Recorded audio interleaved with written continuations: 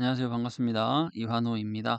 자, 오늘 영상은 뭐냐면 품사에 대한 영상을 오늘은 찍을 겁니다. 근데 이 영상을 왜 찍냐면 제가 조만간 O 형식에 대한 영상을 찍을 거예요. 근데 이 영상에 앞서서 품사에 대한 개념을 좀 잡아드리면 여러분들이 이 영상을 보는데 도움이 되지 않을까 싶어서 먼저 설명을 드립니다. 이 영상은 영어 노베이스죠. 노베이스이신 분들이 꼭 보시면 좋을 것 같아요. 여러분 노베이스이시면 꼭 보시고 그 다음에 플러스로 영어 때문에 좀 어렵다. 영어의 문법 용어라든지 개념이 좀 안 잡힌다 하시는 분들에게도 역시 좋을 거라 생각이 됩니다. 자, 그러면 한번 수업을 시작해 보도록 하겠습니다. 여러분, 이런 문장이 있어요. 예를 들어서 이런 문장을 해볼까요? I am boy라고 하는 문장이 있습니다. 자, I am boy는 맞아요, 틀려요? 라고 할 때 여러분이 이 문장은 해석은 다 되죠? 하지만 이 문장이 틀렸다고 합니다. 그 이유는 뭐냐면 여기에 어가 없다라고 해요. 또 하나 문장을 만들어 볼까요? 예를 들어서 I love 뒤에다가 apple이라고 해볼까요? apple. 이러면 여러분들이 이 문장 봤을 때 틀렸다고 합니다. 여기 앞에 뭐가 있어야 될 것 같아? on이 있어야 될 것 같아. 자, 이 개념을 가지고 계시다면 여러분은 이미 어느 정도 개념을 가지고 있는 겁니다. 하지만 이걸 제가 구체화 시켜 보도록 할게요. 자, 보이와 보이는 무슨 차이인가? 라고 할 때, 좀, 애플과 애플은 무슨 차이인가? 자, 이걸 이해해 봅시다. 보이라고 하는 거는요, 보이라고 하는 거는 우리가 흔히 말하는 명사입니다. 그리고 명사 중에서 어떤 명사? 그렇죠. 가산 명사입니다. 여러분 이렇게 많이 외웠을 거예요. 그래서 보이 뜻은 뭐다? 소년. 이렇게. 근데 실제로 보이라고 하는 단어를 문장에 써봤더니 보이만 쓰지 않아요. 어떤 형태냐? 보이를 쓰거나 아니면 더 보이를 쓰거나 뭐 마이 보이를 쓰거나 아니면 보이스라고 하는 표현을 씁니다. 무슨 말이냐면 우리가 그동안 외워왔던 이 보이라고 하는 이거는 여러분이 분명히 가산명사 단수로 해서 보이를 외웠는데 왜 문장에서 못 쓰는가? 이걸 이해하셔야 돼요. 자, 보이는 명사고요. 보이 앞에 어가 붙으면 이게 우리가 명사 세트가 됩니다. 다르게 말을 바꿔볼게요. 이거를 우리가 명사의 줄임말 n이라고 할게요. 그 다음에 이거를 이거 한정사라고 하는데요. 한정사. 이건 나중에 제가 다 설명할 건데 일단 그냥 한정사라는 게 있다라고 말해주세요. 대표적인 한정사에는 그 다음에 on, 더가 있고 my, 어, our 이런 애들이 있고요. 또는 this, that 이런 애들이 있습니다. 디스나 텟 이런 것들. 얘네를 우리가 뭐라고 부르냐면 관사라고 부르고 얘네를 뭐라고 부르냐면 우리가 소유격이라고 부르죠. 얘네를 뭐라고 부르냐면 우리가 지시 형용사라고 부릅니다. 자, 말 나온 김에 설명을 드리면 얘네는요. 이 생김을 가지고 부르는 이름이 되는 거고요. 이 아이들이 문장에 쓰였을 때 한정사라고 부르는 겁니다. 그러니까 한정사에는 어떤 애들이 있습니까? 관사 또는 소유격, 지시형용사가 문장에서 한정사 역할을 합니다. 정도까지만 일단 얘기해 봅시다. 이해 못하셔도 괜찮아요. 자, 다시 원래대로 돌아와서 원래 하고 싶은 말대로 돌아와 볼게요.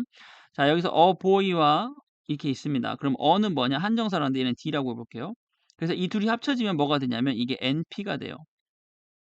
이건 여러분 학교 방식으로 가르치는 겁니다. 저는 대학원에서 이걸 DP라고 하지만 그냥 NP라고 할게요. 다시 정리하면 보이는 그냥 N이에요, N. 근데 보이는 NP예요. 그럼 무슨 차이가 있느냐? 여러분 이걸 이해를 하셔야 돼요.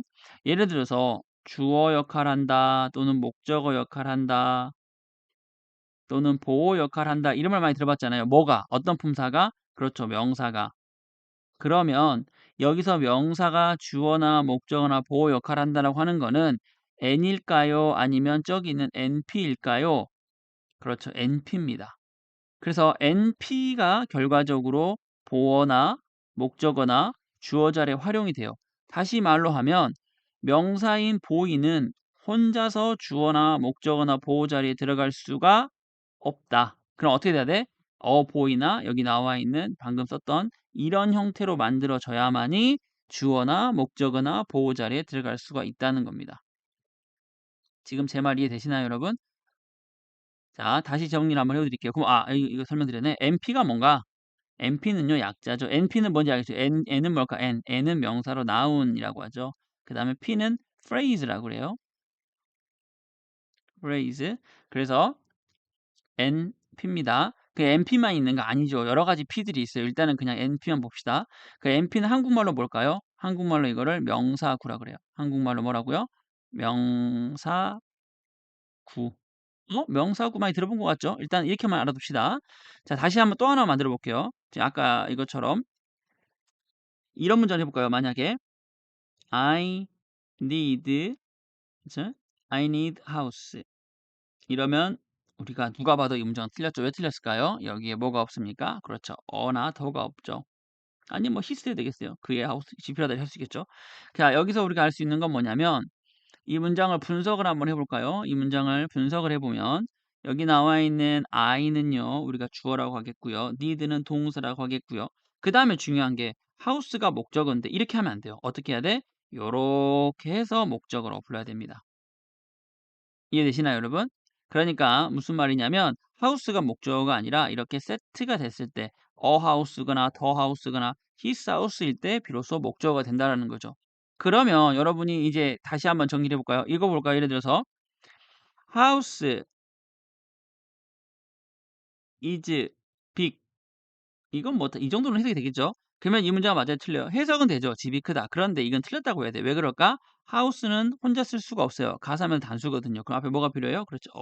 그러니까 그러면 이 문장의 주어는 뭘까요? 얘가 주어일까요? 아니죠. 이렇게가 주어가 되는 겁니다. 정리가 되나요? 얘가 왜 주어가 되느냐? 이렇게 만들어져야 얘가 NP 구조가 만들어지는 겁니다. 여기까지 정리가 됐을까요, 여러분? 다시 한 번만 더 볼게요. 좀 자세하게 설명을 드릴 거라서 아마 여러분 좀 약간 이미 아시는 분들은 좀 식상할 수 있어요. 하지만 여러분이 영어의 개념을 잡아가시는 분들은 다시 한번 설명을 드리면서 잘 이해를 해봅시다. 자, 복습을 해봅시다. 자, 여기 방금 제가 했었던 I am 보이는 틀려요. 왜? 앞에 어가 없으니까. 그 어까지 합쳐졌을 때 이렇게 비로소 문장이 완성이 되는 겁니다. 얘가 문장에서는 보어가 되겠죠. 보어. 얘는 동사고 얘는 주어고요. 두 번째 문장 볼까요? 주어, 동사, 그리고 애플이 아니라 on 애플 통째로 목적어가 되는 겁니다. 이렇게 주어, 동사, 목적어. 얘는 삼형식 구조죠. 이해되시나요, 여러분? 여기까지. 그러니까 우리가 기존에 우리가 외우고 암기하고 있는 이런 애플이라고 하는 이 사과라고 하는 이 단어는 혼자서 문장에 들어가서 어떤 역할을 하는 게 아니라 앞에 한정사라고 하는 친구를 만들어서 결과적으로 얘는 이 구조를 그려보면요. 이렇게 애플은 명사죠. 그러니까 위에다가 제가 n이라고 써볼게요. 애플은 명사다 해서 얘는 n 이렇게 n. 그 다음에 어 어는요 한정사라고 하는데 d라고 해볼게요. 그냥 d. 그래서 이렇게 합쳐졌을 때 np라고 하는 구조를 만들었을 때 비로소 얘가 뭐냐? 우리가 기존에 생각하고 있는 주어, 동사, 주어, 목적어, 보호자리에 들어가는 요소가 된다라는 거죠. 다시 애플은 혼자서는 어디 못 들어간다? 주어, 목적어, 보호에 못 들어간다. 어떻게 뭐가 있을 때? 그쵸, on까지 합쳐졌을 때. 그럼 on만 되는 거 아니죠? 아까 했었던 것처럼 뭐 on, the, my라든지 아까도 있었죠? 이렇게 뭐 our, that, this 이런 아이들을 붙였을 때 우리가 주어나 목적어, 보호자리에 들어갈 수 있는 요소가 된다는 거죠. 북도 마찬가지예요. 이제 북도 혼자서는 못 들어가죠. 예를 들어서 보세요. I have 북 됩니까? 안 되죠. 이게 왜 안 돼요? 이제 느낌이 와야 돼. 북은 우리가 명사라고 외우지만 실제로 얘가 목적어의 역할을 하기 위해서는 뭐가 필요하다? 앞에 한정사가 필요하다 해서 어를 써볼까요? 더를 써도 돼요. 상관없어요. his를 써도 됩니다. 뭐 you를 써도 돼요. 어쨌거나 중요한 건 뭐가 필요하냐면 이런 명사 구라고 만드는 MP 세트가 만들어졌을 때 비로소 얘가 뭐 된다? 목적어로서의 역할을 이 문장에서 해낸다. 이런 말이 되는 거죠. 목적이 아니라 목적어까지 써줘야 좀 우리가 맞겠죠? 아이고, 왜 이러니? 목적어. 그래서 얘는 동사가 되겠고, 얘는 주어가 되겠죠. 여기서 목적어는 어떻게 목적어입니까? 이렇게 통째가 목적어가 되는 거죠. 목적어는 알파벳 O를 쓰게 되었습니다. 이해됐나요, 여러분? 정리됐나요? 얘가 주어고, 얘가 동사고, 얘가 목적어고. 그러니까 여러분이 다시 한번 정리를 하면 분명히 우리는 이렇게 외운단 말이지. 뭐라고 많이 듣냐면 명사는 문장에서 주어 자리에 들어가거나 목적어 자리에 들어가거나 아니면 보호 자리에 간다라고 알고 있는데 이 말은 반만 맞는 거죠. 정확하게 얘기하면 명사라고 하는 보이가 들어가는 게 아니라 보이가 들어가는 거죠. 이해됐죠? 무슨 말인지? 이때 어떨 때 얘가 가산 명사일 때는 반드시 앞에 한정사라는 걸 써주거나 아니면 뭐 한다? 뒤에다가 복수 형태로 보이스라고 써주면 된다는 겁니다. 이렇게 되면 얘가 NP가 돼요. 여기까지는 됐나요? 오케이. 그래서 우리가 이해해야 될 건 뭐다? 실제로는 명사라고 하지만 사실은 거기에는 어떻게 들어간다? 복합적으로 만들어진 명사 구 형태, 즉 NP 형태가 들어간다라고 여러분이 이해하시면 될 것 같아요. 그래서 만약에 내가 주어 자리나 목적어 자리나 보어 자리나 뭔가를 찾는다면 거기는 지금 명사를 넣는 자리인데 우리가 명사 자리라고 이야기를 하는데 사실은 명사 자리가 되기 위해선 정확하게 NP 구조를 갖춰줘야 된다. NP 구조는 어떻게 만들어진다고요?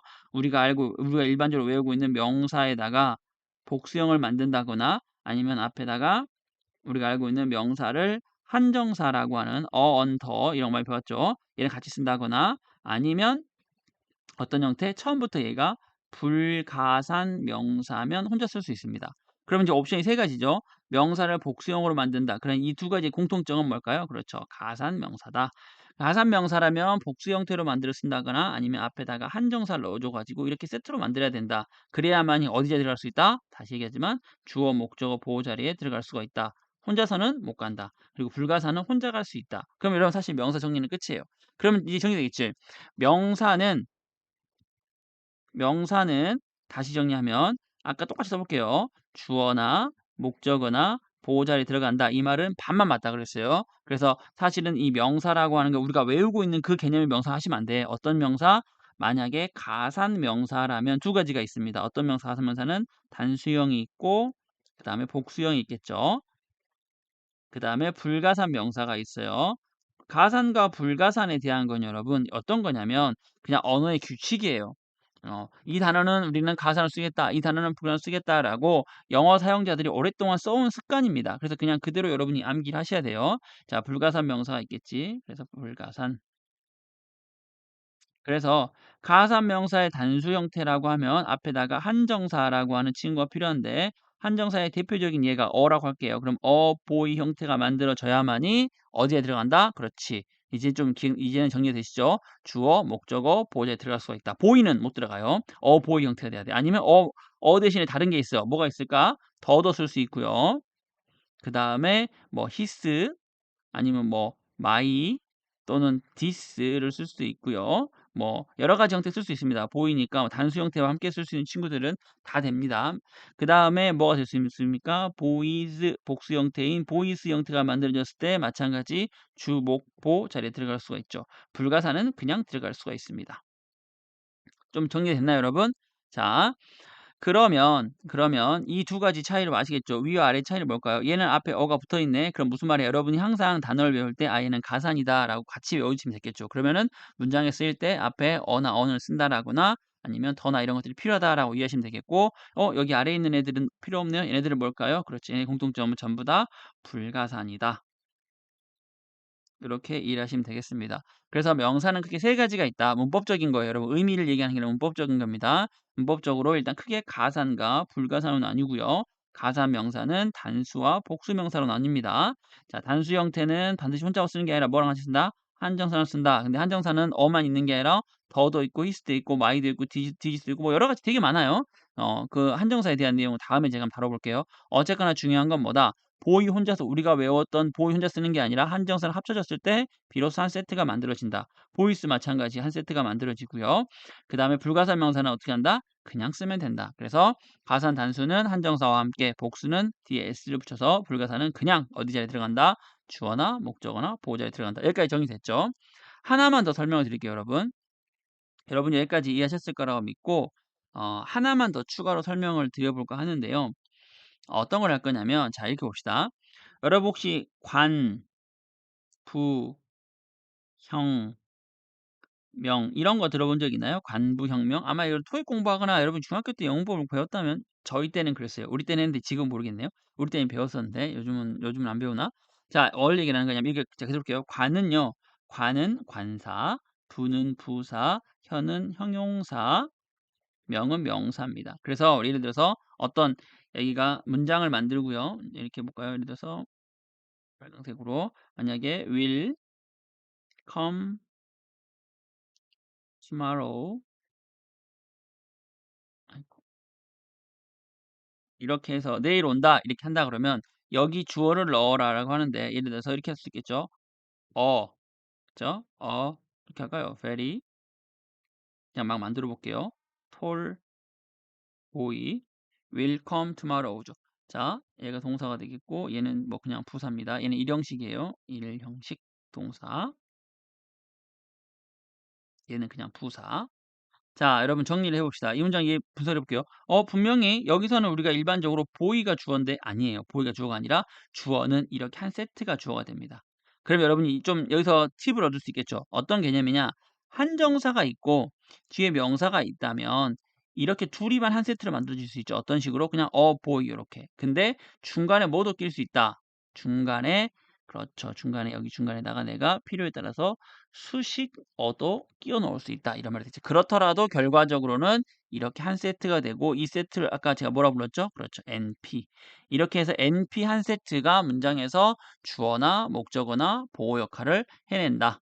주어, 목적어, 보호 역할을 해낸다라고 하시면 됩니다. 명사에 대한 이해가 되시나요, 여러분?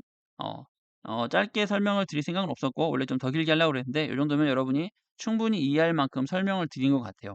그래서 다시 한번 정리를 하면 우리가 일반적으로 외우고 있는 이 명사라고 하는 아이들은 뜻만 외우고 있고 이 아이들이 문장에서 활용될 때 그 단어의 성격에 따라서 앞에 한정사를 쓰는 경우도 있고 뒤에 복수 형태 s를 붙이는 경우가 있고 아니면 이렇게 불가산 명사처럼 그냥 쓰는 경우도 있더라. 이것까지 여러분이 이해를 하시면 좋을 것 같아요. 그래서 이렇게 만들어졌을 때 비록 우리가 기존에 외워왔던 명사는 주어, 그다음에 목적어, 보호 역할을 한다라고 했던 것이 사실은 우리가 외우고 있는 그 명사 한 단어가 하는 게 아니다. 한 단어가 이렇게 애플이나 북이나 체어나 시티나 마운튼 이 한 단어가 하는 게 아니라 결과적으로 뭐다? 한 세트가 주어나 목적어, 보호 역할을 하는구나라고 하고 이 세트를 이루는 단어는 다시 정리하면 아래로 내려갔을 때 일반적으로 관사, 부사, 형용사, 명사 구조로 만들어진 한 세트가 만들어지는데 뭐 경우에 따라서 관사, 형용사, 명사도 가능하죠. 어떻게 가능합니까?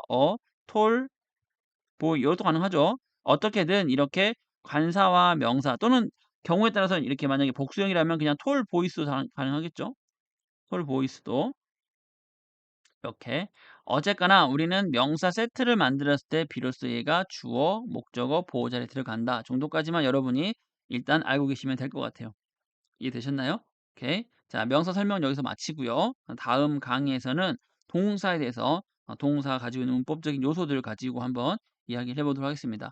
그럼 오늘 강의 여기서 마치도록 하고요. 혹시 여러분이 이 영상을 보시면서 궁금한 거 있으신 분들은 언제든지 댓글 남겨주시면 제가 추가로 설명을 드리거나 아니면 영상을 더 추가로 시작해 보도록 하겠습니다. 그럼 오늘 강의 여기서 마칠게요. 감사합니다.